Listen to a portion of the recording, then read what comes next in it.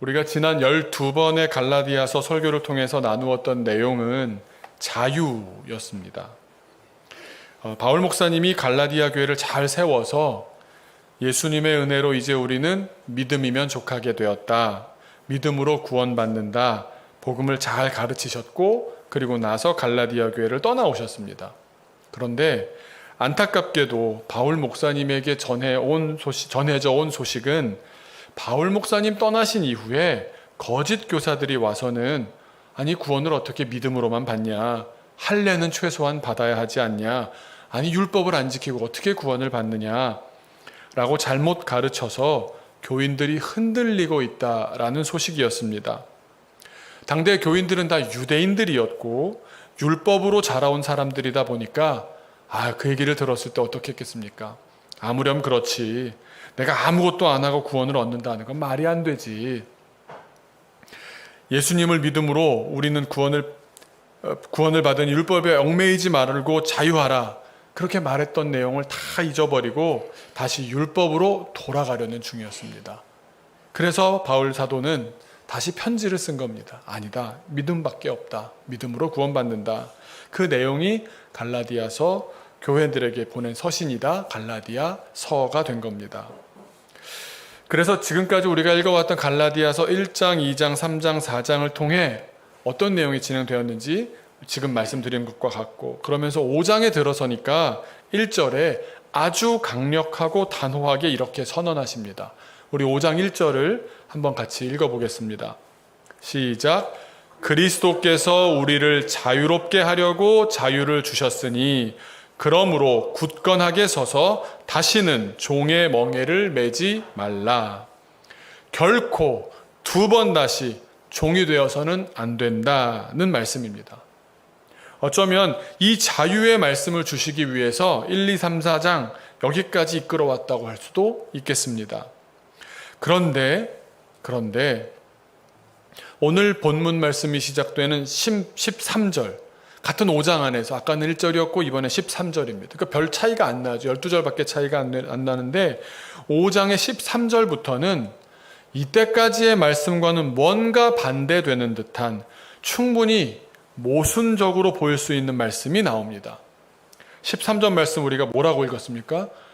종 노릇 하라고 말씀합니다. 1절에서는 분명히 종으로 돌아가지 말아라 말씀했는데 이젠 도로 종이 되라고 말합니다. 어찌 보면 말이 바뀌는 듯 하기도 하고 또 논리적으로 모순 같아 보이는 서로 다른 두 말씀이 갈라디아서 5장 안에서 충돌하는 것처럼 보입니다. 어떻습니까? 그렇게 보이지 않습니까? 오늘 그 이야기를 나누려고 합니다. 사실 갈라디아서 5장에서 크게 두 번 등장하는 종이라는 표현은 말은 같은 말인데 전혀 다른 두 가지 인생을 의미합니다. 하나는 우리가 벗어나야 하는 인생, 우리가 벗어나야만 하는 인생을 표현하기 위한 종이라는 표현이고, 다른 하나는 우리가 살아내야 할 인생을 표현하기 위한 종입니다. 먼저 1절에서 종의 멍에를 매지 말라고 할 때의 종을 살펴보려고 합니다. 그 종은 바로 우리가 종 하면 바로 떠올리게 되는 그런 종입니다.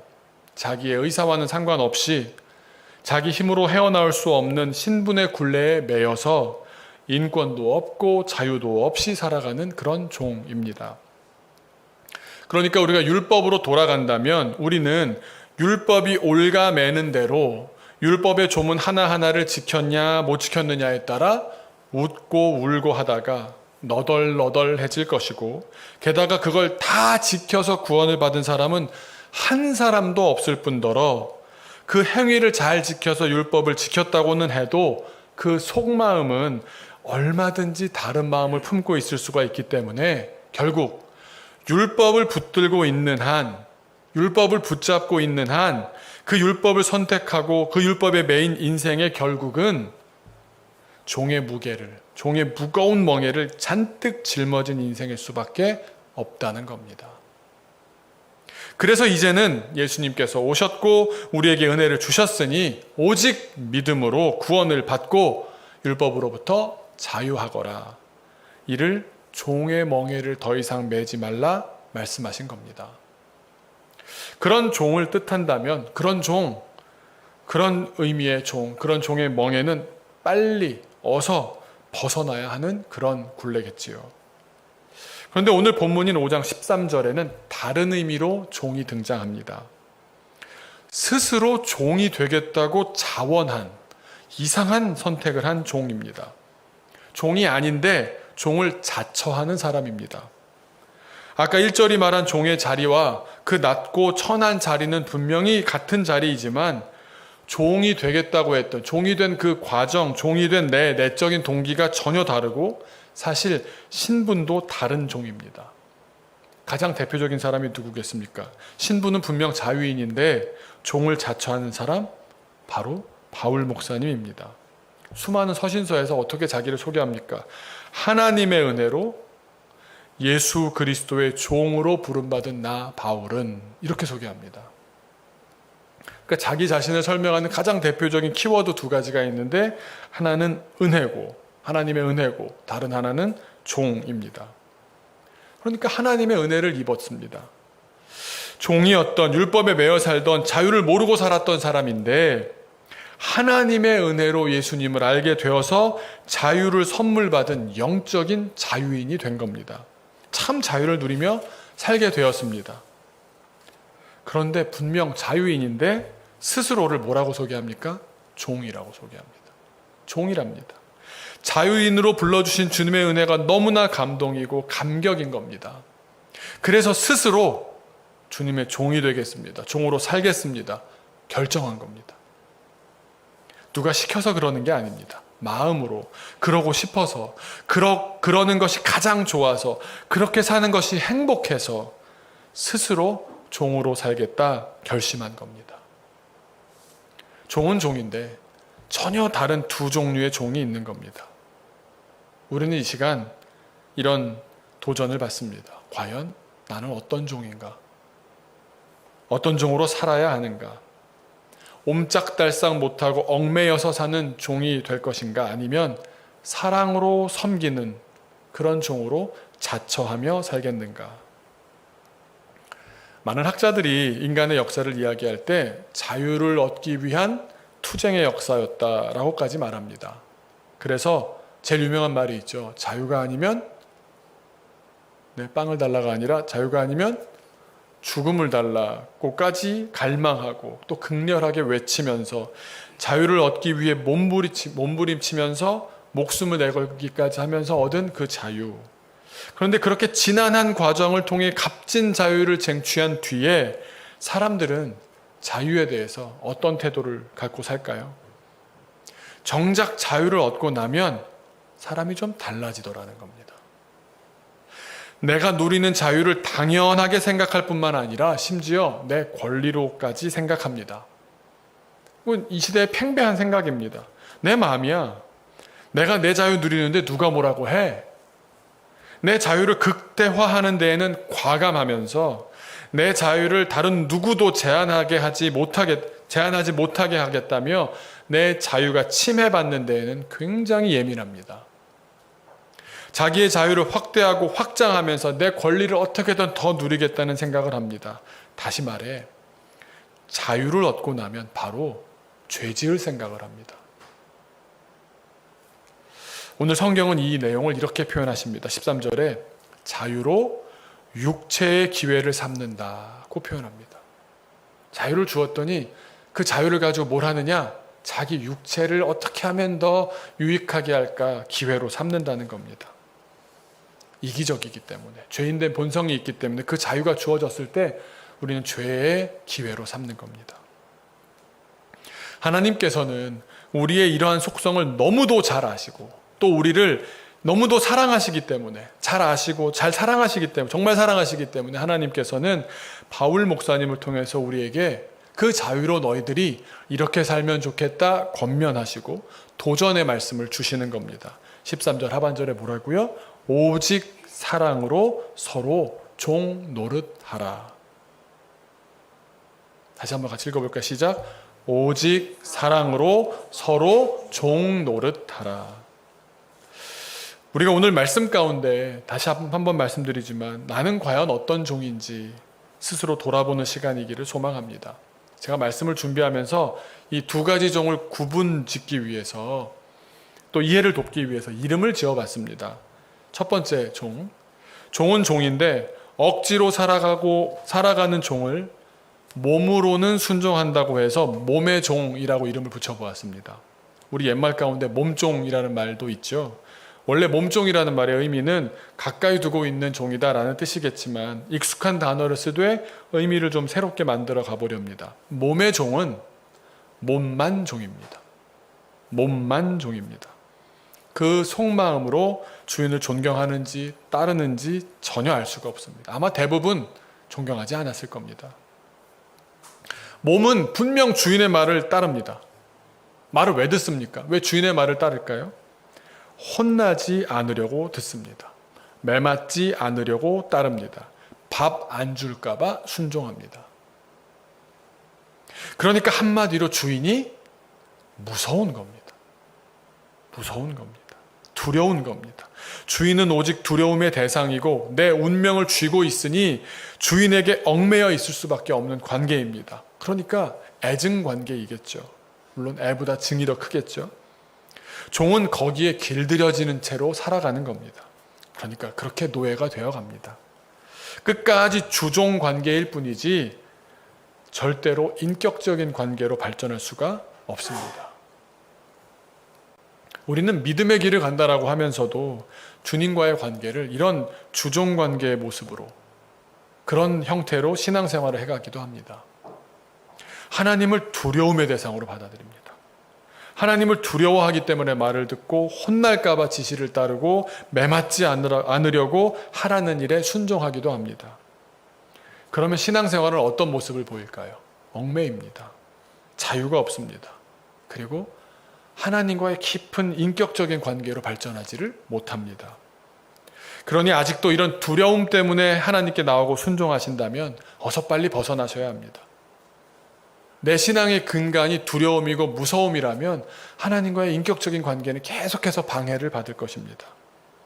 그 말씀을 다시 오늘의 본문 1절로 말씀을 드린다면 다시는 종의 굴레를 메어서는 안 된다 하신 겁니다. 그런가 하면 두 번째, 이제 몸은 더 이상 종이 아닌 자유인이지만 마음으로 내가 주님의 종으로 살겠습니다. 자발적으로 마음먹은 종이 있습니다. 오늘 13절 말씀에 오직 사랑으로 서로 종노릇하기를 자처하라. 그 자처하는 종입니다. 이건 몸의 종은 절대 이해할 수 없는 말입니다. 아니 어떻게? 아마 이렇게 반응할 것 같습니다. 어떻게 종이라는 종 노릇을, 종의 삶을 사랑으로 합니까? 말이 됩니까? 섬기고 따르고 떠받들고 순종하는데 그걸 누가 마음 좋아서 합니까? 두려워서 하죠. 맞을까봐 하는 거고 혼날까봐 하는 거고 숨 죽이면서 눈치 봐가면서 하는 거지 어떻게 종 노릇을 사랑으로 합니까? 지금 장난합니까? 종 노릇으로 하는 게 어디 장난으로 보입니까? 그 사람들이 보기에는 종이 되겠다고 스스로 선택한다. 내가 종이라고 스스로 자처한다 하는 말은 정말 말도 안 된다고 느껴질 수밖에 없을 겁니다. 그런데 여기에 우리 믿음의 길이 있습니다. 예수님의 삶이 있습니다. 세상을 변화시키는 힘이 있습니다. 우리가 사랑의 마음으로 섬기는 종의 길을 가시기를 주님의 이름으로 축원합니다. 이 종을 아까 몸의 종과 달리 마음의 종이라고 이름 지어봤습니다. 마음으로 주인을 인정하는 종인 겁니다. 여러분 이런 이야기 혹시 들어보셨을 겁니다. 노예가 한 명 있습니다. 종이 있습니다. 근데 주인이 노예를 사랑하는 겁니다. 종인데도 사랑하는 겁니다. 그래서 노예를 풀어주었습니다. 그랬더니 야 이때다 하고 도망가 버리는 게 아니라 이젠 끝났어가 아니라 자기 같은 노예를 사람으로 대접해 주신 주인이 너무 감사해서 이젠 떠날 수가 있게 되었는데도 주인을 떠나지 않고 주인 곁에서 주인의 마지막 시간까지 머무르는 사람으로 남습니다. 게다가 그 사람은 더 놀라운 것은 이전에 종이었을 때 하던 일과 똑같이 일을 합니다.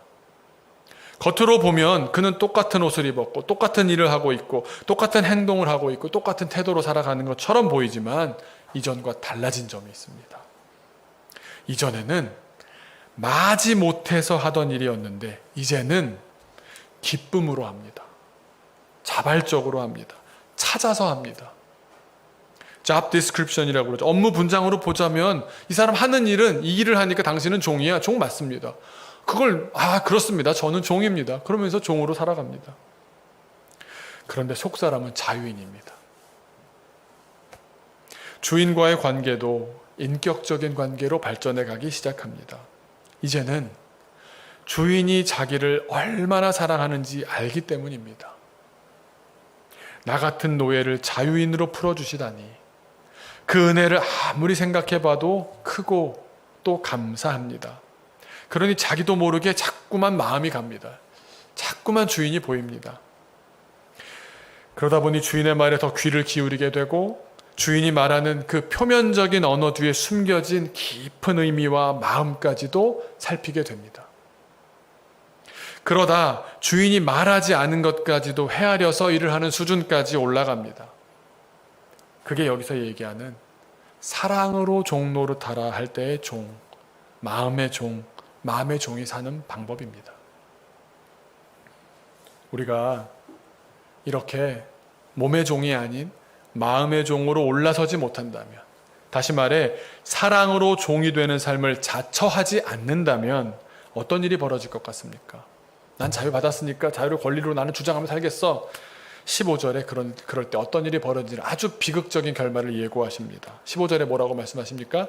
만일 서로 먹으면 막 물어 뜯으면, 우리 완전 한국식 표현인 거죠. 물어 뜯는다고 하죠. 헐 뜯는 거죠. 물고 먹으면 피차 멸망하는 겁니다. 그게 보이니까 조심해서 사랑을 선택하는 편이 낫다는 걸 말씀하는 것 아닙니까? 피차 멸망하고 맙니다. 너도 죽고 나도 죽습니다. 몸의 종으로 머물러 살면서 그저 율법을 지켰냐 안 지켰냐, 너는 지켰냐 나는 안 지켰냐, 할례를 너는 받았냐 안 받았냐, 어떻게 할례도 안 받으면서 이러냐, 막 이거 시시비비하는 것, 이러고 살다 보면 어떻게 된다고요? 피차 멸망합니다. 나도 죽고 그도 죽습니다. 그러니 우리는 우리에게 은혜를 주신 하나님께 깊이 감사하면서 14절 말씀 한번 같이 읽어볼까요? 14절입니다. 온 율법은 내 이웃 사랑하기를 내 자신같이 하라 하신 한 말씀에서 이루어졌나니, 이 말씀처럼 사랑을 이루며 살아감으로써 나도 살고 너도 살고 우리가 사는 길을 가게 될 줄로 믿습니다. 사랑으로 종 노릇하는 일은 사실 인간의 욕망이 가는 방향과는 정반대의 길입니다. 그래서 어렵다고들 생각을 하는 겁니다. 욕망대로 달리는 게 신나고 재미있습니다. 맛있는 거 보이면 먹어야죠. 돈 있으면 사야죠. 갖고 싶으면 소유해야죠. 아무것도 하기 싫으면 안 할 수도 있어야죠. 뒹굴고 싶으면 뒹굴어야죠. 그게 마음이 편할 수도 있고 심지어 더 행복하다고까지 느낄 수도 있습니다. 그렇습니까? 그런데 믿는 이의 삶은 조금 다릅니다. 아니, 많이 다릅니다. 참 희한한 일이 벌어집니다. 하나님을 믿으면 믿을수록, 그 사랑을 깨달으면 깨달을수록, 하나님과의 인격적인 관계가 깊어지면 깊어질수록 그 사랑이 충만하게 차오릅니다. 이 에너지가 생기니까 안 움직일 수가 없습니다. 감사가 샘솟습니다. 감격이 넘쳐납니다. 그러다 보면 어떤 일이 벌어지는지 아십니까? 가치의 전도가 일어납니다. 가치관이 달라집니다. 다른 것들이 초라하게 보입니다. 부차적인 것들로 내려앉아 버립니다. 하나님 안에서 하나님의 사랑을 깨닫게 되니까 이제는 나의 하나님을 위해서 나의 인생을 나의 마음껏 드리고 싶은, 하나님 시켜서 하는 게 아니라 내가 좋아서 하나님께 내 인생을 마음껏 드리고 싶은 그런 열망이 생겨나는 겁니다. 내 마음을 다해서 나의 자유로 내가 선택을 해서 그 길에 들어서는 겁니다. 그래서 주님 일을 온전히 하고 싶어서 나는 자유인이지만 그 자유를 나를 위해서 사용하지 않고 하나님을 위해서 기꺼이 종으로 살겠다는 의미에서 마음을 드리는 겁니다. 마음의 종의 삶입니다. 우리 모두 주님의 사랑을 깊이 맛보며 마음으로 주님과 이웃을 섬기는 사랑으로 그렇게 섬기는 주님의 종 되시기를 주님의 이름으로 축원합니다. 한 말씀만 덧붙이며 말씀을 맺고자 합니다. 우리 하나님의 입장에서는 하나님이 사랑하시는 그런 마음의 종들이 있다고 생각해 보십시오. 이들을 어떻게 부르실까요? 종이라고 부르실까요? 야, 노예 13번 이렇게 부르실까요? 넌 나한테 잘해야지만 내가 이렇게 은혜를 줬는데 그러실까요? 종 부리듯 부리시지 않을 겁니다. 우리는 종으로 자처함에도 불구하고 너는 종이니까 이런 일을 해 막 부리지 않으실 겁니다. 우리는 아닙니다. 저는 종입니다. 주님 마음대로 하셔도 됩니다. 저는 종입니다. 그런데 주님은 어떻게 부르실까요? 다음 주일 말씀으로 이어지지만 하나님의 나라를 유업으로 주시는 자녀로 보십니다. 우리가 나는 자녀입니다 이렇게 얘기하는 건 조금 우리가 해서는 안 될 말이지 않습니까? 그 주신 사랑이 얼마나 당연하면 저 사람은 저렇게 얘기해. 물론 자부심, 내 마음의 자부심으로는 나는 주님 자녀입니다. 이건 당연히 있죠. 자녀로 삼아주시니까 너무 감동이죠. 그렇지만 나는 당연히 주님 자녀죠. 주님 권리를 주장하기 위해서 내가 자녀입니다 라고 말하면 마치 아버님 돌아가신 자리에서 뭐 상속한 거 내놓으라고 말하는 것하고 다르지 않는 거 아닙니까? 주님께서는 하나님의 나라를 유업으로 주시며 풍성한 성령의 열매를 맛보게 하실 것이기 때문에 너희는 나의 자녀다 부르실 겁니다. 우리는 마음의 종으로 자처하며 사는 것이 옳습니다. 바울 목사님이라고 자녀인 걸 몰라서 나는 주님의 자녀다라고 하지 않았겠습니까? 나는 종입니다. 종으로 부름받았습니다. 종인 것이 너무 감사합니다. 종으로 쓰임 받을 수 있는 이 내 인생이 이게 얼마나 귀한 인생인지 모릅니다. 편지마다 썼겠습니까? 주님은 우리를 자녀로 불러주실 겁니다. 우리는 주님 앞에 주여 나를 종으로 사용하여 주옵소서. 마음으로 주님 섬기고 싶습니다. 그렇게 주님과 깊은 관계 속으로 나아가는 우리 교우들 되시기를 주님의 이름으로 축원합니다. 기도하겠습니다. 주님 감사합니다. 우리를 불러주시니 감사합니다. 살려주신 것도 감사한데 은혜 주신 것도 감사한데 또 이제 주님 사랑으로 섬길 수 있는 또 그 힘을, 에너지를, 감동을, 감격을 주시니 또한 감사합니다. 우리 인생 가운데 주님